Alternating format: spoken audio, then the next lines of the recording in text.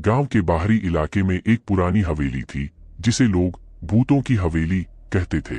यह हवेली कई सालों से वीरान पड़ी थी और उसके बारे में भयानक कहानियां गांव वालों के बीच मशहूर थीं। कहते हैं कि इस हवेली में जो भी रात बिताने की हिम्मत करता वह कभी वापस नहीं आता। एक दिन गांव में एक युवा लड़का राजू आया। राजू को इन भूत प्रेत की कहानियों पर यकीन नहीं था। वह गांव वालों के डर को अंधविश्वास मानता था। उसने तय किया कि वह इस हवेली में रात बिताकर सबको गलत साबित करेगा। रात होते ही राजू अपनी छोटी सी टॉर्च और एक चाकू लेकर हवेली की ओर निकल पड़ा।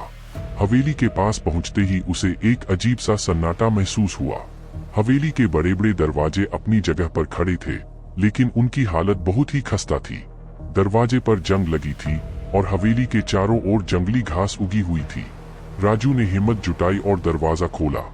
दरवाजे की चरमराहट ने पूरे माहौल को और भी डरावना बना दिया। हवेली के अंदर घना अंधेरा था, सिर्फ उसकी टॉर्च की हल्की रोशनी ही उसे रास्ता दिखा रही थी। हवेली के अंदर पुराने फर्नीचर, टूटी फूटी खिड़कियां और दीवारों पर धूल जमी हुई थी। राजू ने हवेली के अंदर एक बड़ा सा हॉल देखा जहां पुराने जमाने की तस्वीरें दीवारों पर लटकी थीं। अचानक उसकी नजर एक तस्वीर पर पड़ी जिसमें एक खूबसूरत महिला की तस्वीर थी, लेकिन उस महिला की आंखें कुछ अजीब सी लग रही थीं, जैसे वह तस्वीर के अंदर से राजू को देख रही हो। राजू ने उसे नजरअंदाज कर दिया और आगे बढ़ा। जैसे ही वह हवेली के दूसरे हिस्से में गया, उसे लगा कि कोई उसके पीछे पीछे चल रहा है। उसने मुड़कर देखा, लेकिन वहां कोई नहीं था। उसकी धड़कन तेज हो गई, लेकिन उसने हिम्मत नहीं हारी और आगे बढ़ा। वह एक पुराने से कमरे में पहुंचा जहां चारों ओर धूल और मकड़ियों के जाले थे। उसने देखा कि वहां एक पुरानी कुर्सी हिल रही थी, जैसे कोई उस पर बैठा हो। अचानक हवेली में एक जोरदार हवा का झोंका आया, जिससे दरवाजे खुद ब खुद बंद हो गए। राजू ने डरते हुए दरवाजे की ओर देखा, लेकिन तभी उसे एक भयानक आवाज सुनाई दी, तुम यहाँ क्या कर रहे हो? राजू ने मुड़कर देखा तो वह स्तब्ध रह गया। उसके सामने वही तस्वीर वाली महिला खड़ी थी, लेकिन अब वह असली रूप में थी।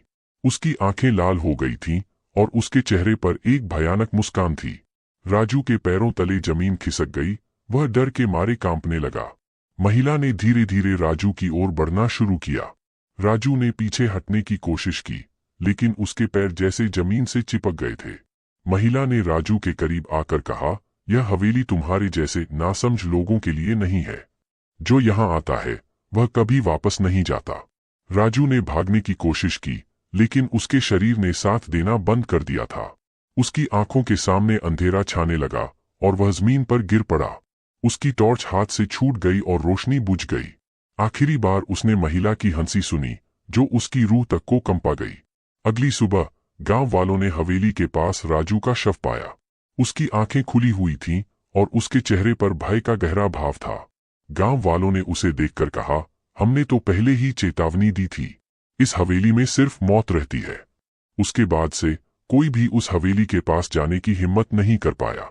हवेली अब भी वहां खड़ी है, लेकिन उसकी खिड़कियों से अब भी वही महिला झांकती हुई दिखाई देती है, जो किसी और नए शिकार की तलाश में है।